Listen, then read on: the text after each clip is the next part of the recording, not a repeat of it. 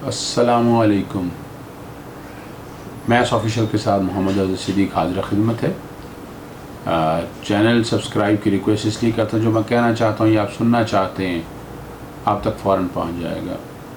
मुख्तलिफ़ इश्यूज़ पे बात कर रहे हैं हम, और कोशिश भी यही है कि आप तक वो बात पहुँच सके और सही मानों में, सही इस्तिलाह के साथ, जो सही बात आईने पाकिस्तान 1973 ने की है मेरी नज़र के मुताबिक, वो आप तक पहुँच सके। अदल व इंसाफ, मैं ये शेर में पुराना पढ़ता हूँ लेकिन बहरहाल छोड़ें। आज अदल व इंसाफ सिर्फ अशर पे माकूफ़ नहीं, ज़िंदगी ख़ुद भी गुनाहों की सज़ा देती है। आज का मकसद ये नहीं है। अदल फ़ारूक़ी रज़ी अल्लाह तआला अन्हु का एक नमूना मौलाना शिबली नुमानी गालबन, एक दिन हज़रत फ़ारूक रज़ी अल्लाह तआला ने मिंबर पर यह कहा, मैं तुम्हें हुक्म कुछ दूँ तो करोगे मंजूर। एक ने उठ के कहा कि ये न मानेंगे कभी कि तेरे अदल में हमको नज़र आता है फतूर। चादरें माले गनीमत में जो आपके आईं, सहन मस्जिद में वो तकसीम हुई सबके हुजूर। इनमें से हर एक के हिस्सा में फ़ख्त आई, था तुम्हारा भी वही हक़ के यही है दस्तूर। अब जो जिस्म पे तेरे नज़र आता है लिबास, ये इस लूट की चादर से बना होगा ज़रूर। मुक़स्सद थी वो रवा और तेरा कद है दराज, एक चादर में तेरा जिस्म ना होगा मस्तूर। अपने हिस्से से ज़्यादा जो लिया है तूने, तो अब तू खिलाफत के ना काबिल है ना है मामूर। हज़रत उमर फ़ारूक रज़ी अल्लाह तआला अन्हु के बारे में आप यहीं से अंदाज़ा लगा लें कि अदल का निज़ाम बराबरी की सतह पर चलता है। और इस सिलसिले में अब यहाँ हमारे हर एक को पता होना चाहिए, अरबी ज़बान में अदल बराबर तकसीम करने, सीधा करने और चीज़ों में बराबर करने के मानी में इस्तेमाल होता है। उर्दू ज़बान में इस मानी के इसका मानी जो है ना, वो इंसाफ का लफ्ज़ इस्तेमाल होता है। इस्लाम ने अदल को अदवान, ज़्यादती और जुल्म की ज़िद और इसके मुखालिफ मानी में इस्तेमाल किया है। अल्लाह ताला ने कई जगह कुरान हकीम में मकामात पर कई जगह पर अदल इख्तियार करने की ताकीद फरमाई है। बेशक अल्लाह अदल व एहसान करने का हुक्म देता है, और जब तुम फ़ैसला करो लोगों के दरमियान तो अदल के साथ किया करो। एक आयत में हज़ूर नबी करीम सल्लल्लाहु अलैहि वसल्लम अदल इख्तियार करने की ताकीद के लिए फरमाया है। इसी से समझ लेना चाहिए कि हमारे लिए किस कदर अहम है। ए नबी सल्लल्लाहु अलैहि वसल्लम, कह दीजिए कि मुझे हुक्म दिया गया है तुम्हारे साथ अदल करूं। मुझे हुक्म दिया गया कि खुशी और नाराज़गी दोनों हालत में इंसाफ से बात करूं। एक आयत में अल्लाह ताला ने अपने नबी करीम सल्लल्लाहु अलैहि वसल्लम को अदल इख्तियार करने की ताकीद के लिए फ़रमाया है। उसे समझ लेना चाहिए कि हमारे लिए किस कदर अहम है। बस ये समझने वाली बात है। अगर इंसान समझ जाए तो कई चीज़ें जो हैं वो हल हो जाती हैं। आज का ज़ेर बहस मौजू पेशावर हाई कोर्ट के चीफ जस्टिस वक़ार अहमद सेठ साहब का है, जो उन्होंने कहा कि मेरा हक़ है, मेरा राइट है कि मैं जज सुप्रीम कोर्ट बनूं। पहले उन्होंने दरख्वास्तें दायर की, फिर वो बाकायदा कोर्ट में एक पटिशन लेकर आए, और अब खैबर पख्तूनख्वा ने एक पटिशन दायर कर दी है। अब बार काउंसिल्स क्या करना चाह रही हैं, ये हैरान कुन बात है। पसंद और नापसंद पे एक निज़ाम चलना चाह रहा है, और जो आईने पाकिस्तान 1973 है उसकी असल रूह शायद ख़त्म करने की बात की जा रही है। मैं आर्टिकल 4 और 5 की हर दफ़ा बात करता हूँ, और यहाँ जो बात करनी है वो पार्ट 7 कोर्ट्स के हवाले से आर्टिकल 175 से शुरू होता है ये, और 175A रेलेवेंट है। ज़रा 175A यहाँ से शुरू होता है।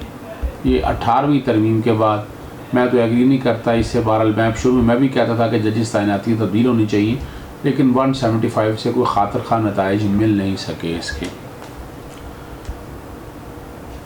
हाई कोर्ट का जज तैनात होना और सुप्रीम कोर्ट के जज तैनात होना, یہ سمجھنے کی باتیں ہیں۔ ہائی کورٹ کا جج تعینات ہونے کے لیے آئین پاکستان نے جو طریقہ کار دیا ہے وہ میں آپ کے سامنے رکھ دیتا ہوں۔ آرٹیکل 193 ہے، پہلے تو 192 میں ہے کانسٹیٹیوشن آف ہائی کورٹ کیا ہوگا۔ 193 میں appointment of a high court ججز، chief justice and other judges of a high court shall be appointed by president in accordance with article 175A 175A کے مطابق۔ A person shall not be appointed as a judge of a court unless he is a citizen of Pakistan, is not less than 45 years of age۔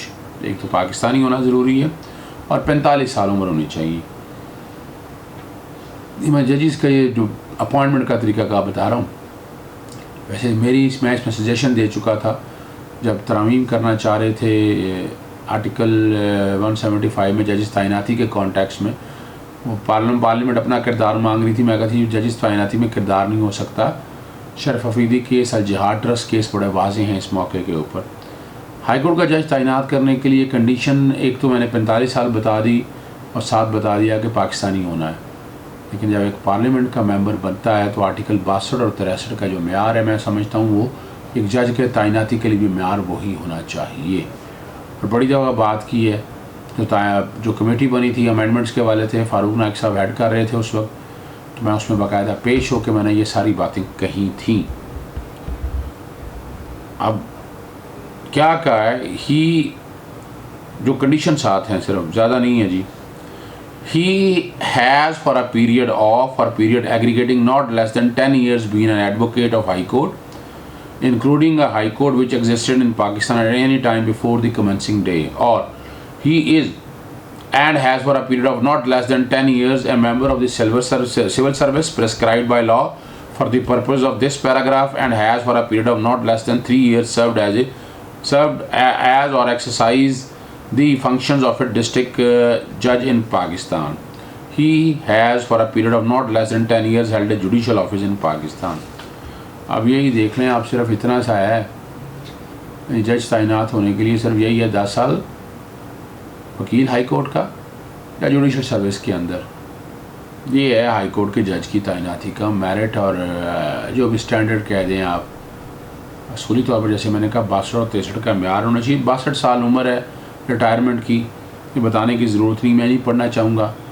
اب high court سے پھر alleviate ہو کے supreme court کا جج بننا ہے، اور وہ کیسے جج بننا ہے، وہ کہہ دینے سے سینیورٹی کا پرنسپل نہیں ہے۔ یہ جو ہم بیٹھ کے ہم ایک بیس بنا لی ہوئی ہے ہم نے الجہاد ٹرسٹ کو، یہاں کیا جج کس طرح منتخب کرنا ہے، اب آئین پاکستان نے ترمیم کر دی ہے۔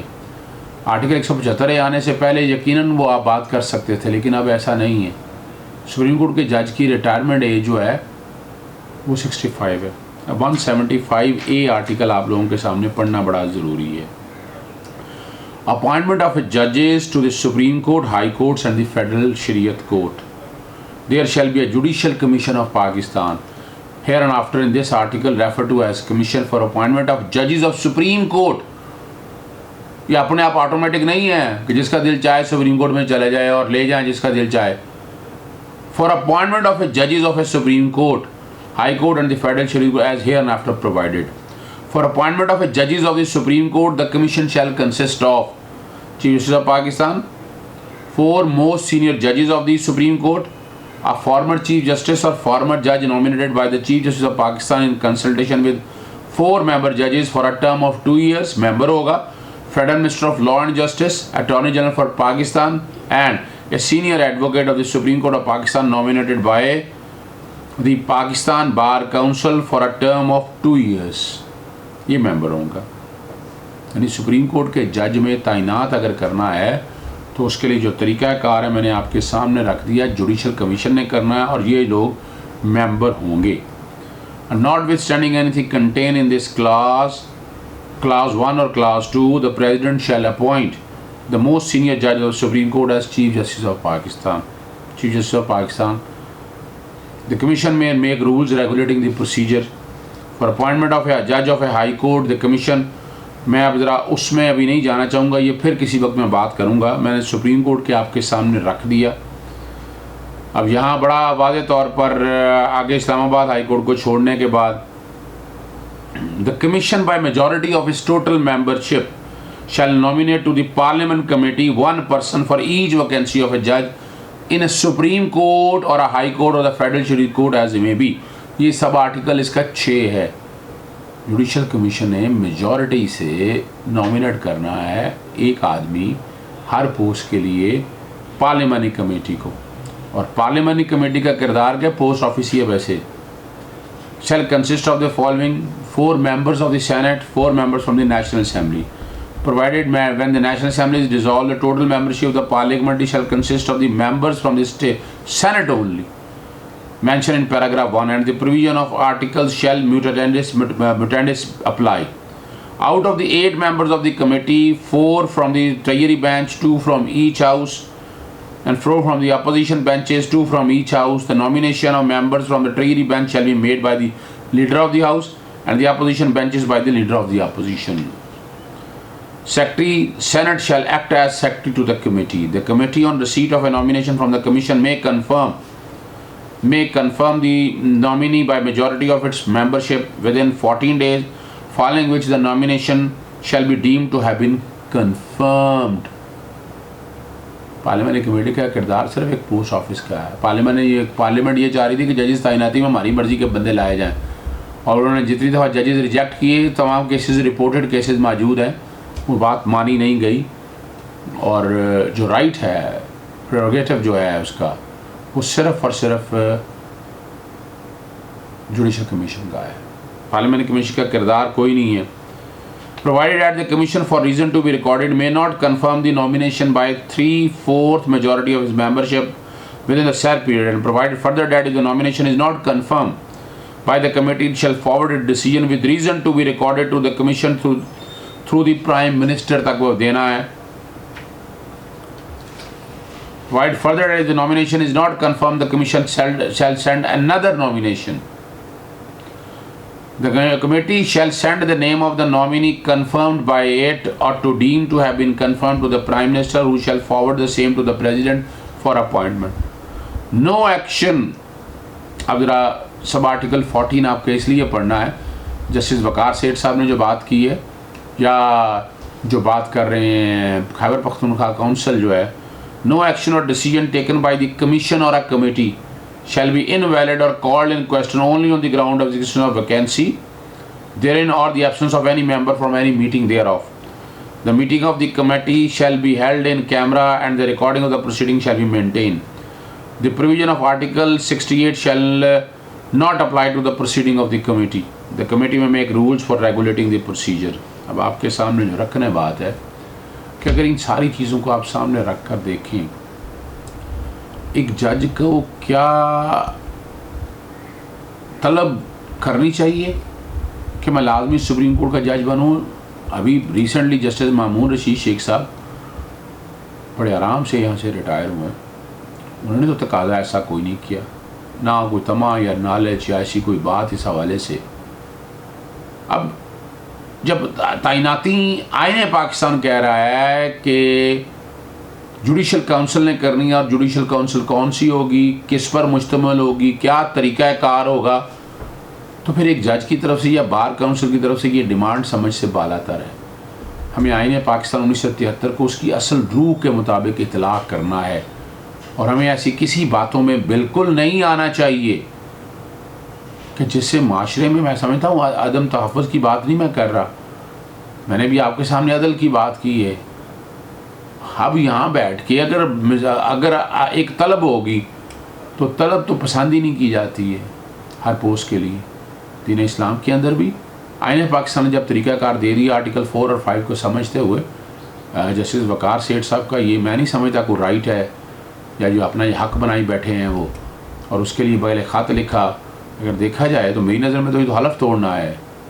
یہ ان کا حلف اس بات کی اجازت نہیں دیتا. جوڈیشل کونسل کے جو ججز نے حلف بنایا ہے, حلف بنایا, کوڈ آف کنڈکٹ بنایا ہوا ہے. کوڈ آف کنڈکٹ اگر آپ دیکھیں تو کوڈ آف کنڈکٹ کے سامنے چیزیں رکھتے ہوئے, تو یہ تو بالکل میں نہیں سمجھتا ایک جج کو زیب دینا چاہیے. یہ معاملہ جب ایک جوڈیشل کونسل کے پاس ہے, اختیارات ہیں, انہیں ہی کرنے دیا جائے. اور بار کونسل کو ایسے معاملے میں میرا نہیں خیال ہے کہ وہ اپنا آنا چاہیے. یہ معاملہ نہ تو عدلیہ کی آزادی کا ہے تو یہ تو انٹرفیئرنس ہے عدالتوں کے معاملے میں، عدالتوں کے معاملے کو، اور جو معاملہ چل رہا ہے، جو اختیارات دیے ہیں وہ آئین پاکستان کے تحت دیے ہیں، یا جائیں جا کر پارلیمنٹ سے کہیں جا کے وہ بدل دیں اس کو، اس میں لفظ ڈال دیتے، ڈالنا تھا اگر کوئی کہ آپ نے کوئی سینئر موسٹ کا لفظ اگر ڈالنا ہے یا کوئی اور لفظ ڈالنا چاہتے ہیں آپ اجازت دیجیے گا۔ السلام علیکم۔